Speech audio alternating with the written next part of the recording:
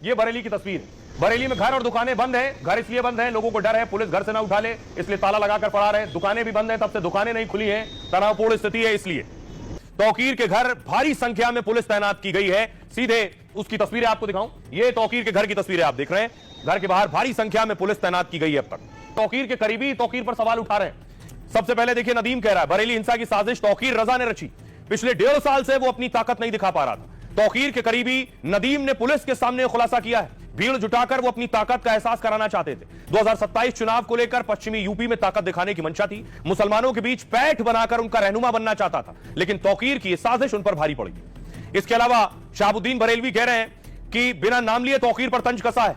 कुछ कट्टर और सियासी लोगों के फायदे के लिए यह सब जानबूझकर किया गया। बरेली में जो हुआ वो अफसोस की बात है। बरेली में बवाल के बाद अब गेहूं के साथ घुन भी पिस रहा है। मोहम्मद के इजहार के नाम पर हिंसा पैगंबर की शिक्षा के खिलाफ है। साथ ही देखिए, दूसरे आरोपी, दूसरे जो लोग हैं, जो फरत की पत्नी, जो फरत है वो तौकीर का करीबी, उसकी पत्नी कह रही है हिंसा से पहले तौकीर फरत के घर में ही रुका। मौलाना तौकीर ने जो किया वो नहीं करना चाहिए था। सीएम योगी से उन पर किसी तरह की कार्रवाई ना करने का आरोप है। प्रशासन से बुलडोजर एक्शन ना करने की गुहार लगाई गई है। फरत और उसके बेटे को भी पुलिस ने गिरफ्तार कर लिया है।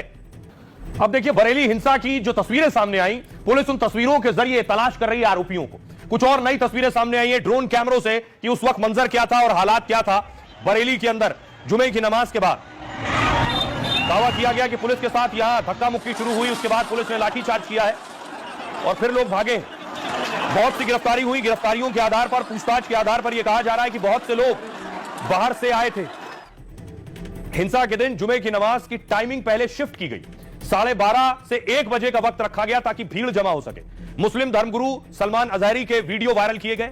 हिंसा वाले दिन कम से कम 20 लोगों के पास हथियार थे, पुलिस का दावा है। कुछ लोगों के पास से हथियार पुलिस ने बरामद कर लिए। बरेली पुलिस ने उपद्रवियों को लेकर बड़ा दावा किया। पुलिस के मुताबिक हिंसा में शामिल कुछ लोग दूसरे राज्यों से आए थे। इसमें बिहार और पश्चिम बंगाल के कुछ लोगों के शामिल होने की आशंका है। सीसीटीवी फुटेज के आधार पर पुलिस आरोपियों की तलाश कर रही है। आरोपियों की गिरफ्तारी के लिए अलग अलग जगह छापेमारी हो रही है। 19 सितंबर से सोशल मीडिया पर अभियान चलाया गया। लोगों को जुमे के दिन इकट्ठा होने का मैसेज दिया गया और अब तक 200 से ज्यादा नामजद आरोपियों के खिलाफ केस दर्ज हुआ। 3000 अज्ञात आरोपियों के खिलाफ भी मामला दर्ज किया गया है। यह एक्शन पुलिस ने लिया। 3 एनकाउंटर हुए हैं अब तक। कल से आज तक में 24 घंटे में 3 लोगों पर एक्शन हुआ है। आइए अब आपको बताऊं ये 3 लोग कौन हैं। बरेली में बवाल के बाद यूपी पुलिस अब लोगों को तलाश कर एनकाउंटर हो रहे हैं। फरार चल रहे 2 और आरोपियों का एनकाउंटर हुआ है। एनकाउंटर के बाद पुलिस ने दोनों आरोपियों को दबोचा है। गिरफ्तार आरोपियों का नाम इदरीस और इकबाल है। मुठभेड़ के दौरान दोनों आरोपियों को गोली लगी। इलाज के लिए दोनों को अस्पताल में भर्ती कराया गया। आरोपी इदरीस पर कुल 20 आपराधिक मामले दर्ज हैं। वहीं इकबाल पर 17 मामले पहले से चल रहे हैं। पुलिस ने दोनों के पास से सरकारी बंदूक बरामद की है। हिंसा के दौरान पुलिस की बंदूक छीन कर ये फरार हो गए थे और एसपी सिटी के गनर की बंदूक छीन कर भागने का आरोप है। मीरगंज में हथियार बेचने की फिराक में था आरोपी। पुलिस ने मौके पर पहुंचकर आरोपियों पर फायरिंग की। पुलिस की जवाबी कार्रवाई में दोनों के पैर में गोली लगी है। 2 तमंचे, जिंदा कारतूस, मोटरसाइकिल और मोबाइल जब्त किया गया है। शुरुआती पूछताछ में दोनों ने नदीम खान का नाम लिया है। नदीम के कहने पर वो मौके पर पहुंचे थे जहां हिंसा हुई। दोनों आरोपी शाहजहांपुर के रहने वाले हैं। चोरी, डकैती और गैंगस्टर एक्ट में कई केस इनके खिलाफ दर्ज हैं।